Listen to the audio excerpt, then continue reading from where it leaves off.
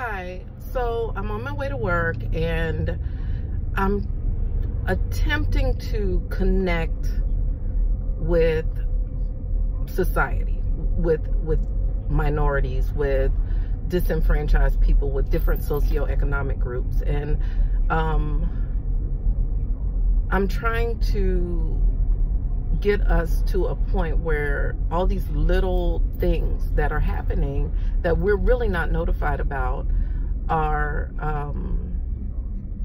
being protested, are being questioned, that we're not just sitting back listening to music on an instant loop, watching TV on an instant loop, and not actually knowing that our lives are being changed daily. Today, our president is going to be doing an executive order on the census.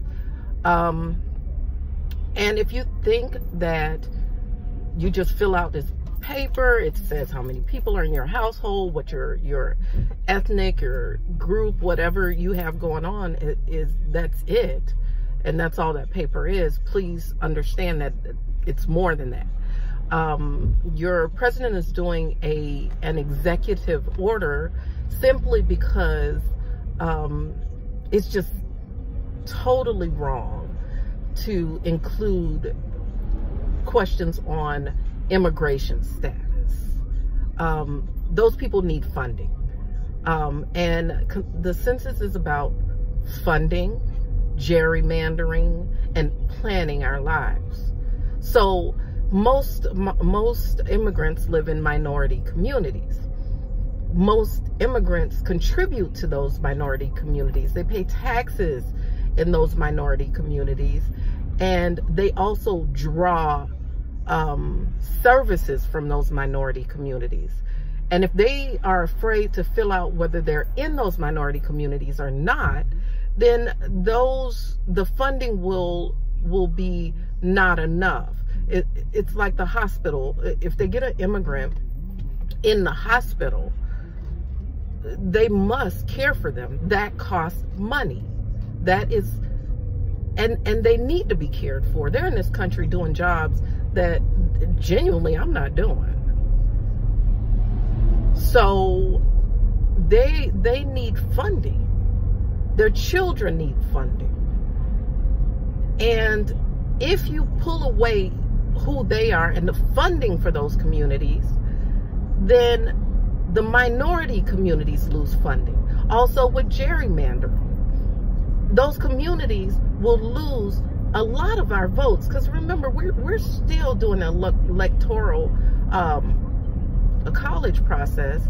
So a community as a whole, a community votes, not just your vote, the whole community votes. So if you lose little sections to gerrymandering, if you lose little sections, that then we will lose funding, we will lose care, we will lose our ability to even use our tax dollars, our schools will lose money.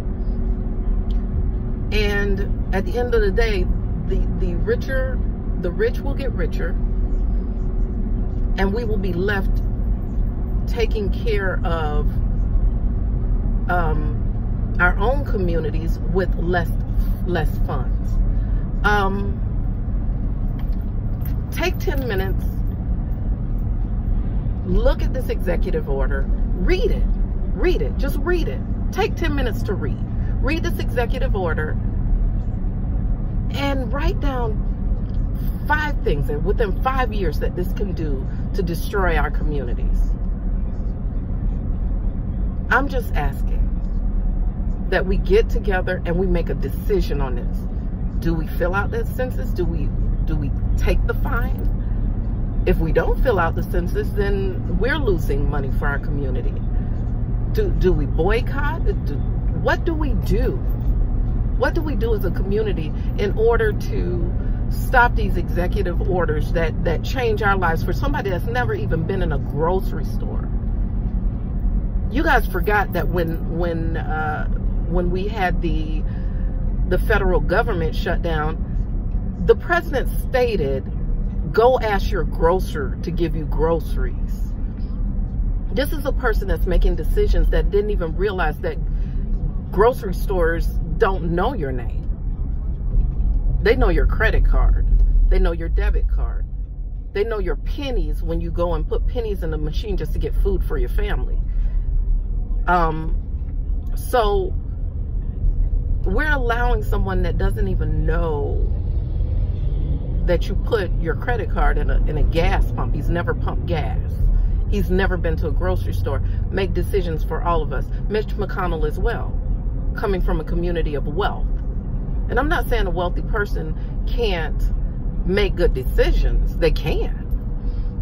But that's why in the 1920s and 30s and 40s, the uber wealthy people would make their children join the military and do charity work just so they can be connected with the people. And when you're connected with the people, you can make better decisions. So back into that, let's make a decision on the census. Let's get angry about this census situation. And let's be real Americans. And real Americans fight. Let's fight for our community. Let's fight for others' communities, because we're all interconnected. We're all connected. And believe me, if it's not touching you right now, it will. It'll touch you. And you won't be able to recover. And predators will come for us like they did in the 90s, in the early 2000s. You guys have a blessed day. It's a Thursday. Hopefully we'll talk tomorrow.